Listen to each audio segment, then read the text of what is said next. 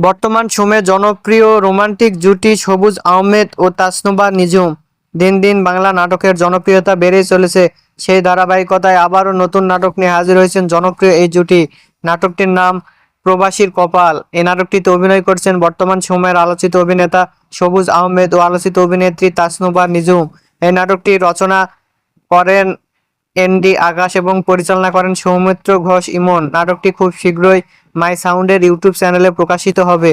আপনারা দেখতে চাইলে অবশ্যই মাই সাউন্ডের ইউটিউব চ্যানেলে চোখ রাখুন এবং নিয়মিত নতুন নতুন নাটকের আপডেট পেতে হলে চ্যানেলটিকে সাবস্ক্রাইব করে রাখুন। পরবর্তী ভিডিওর জন্য অপেক্ষা করুন।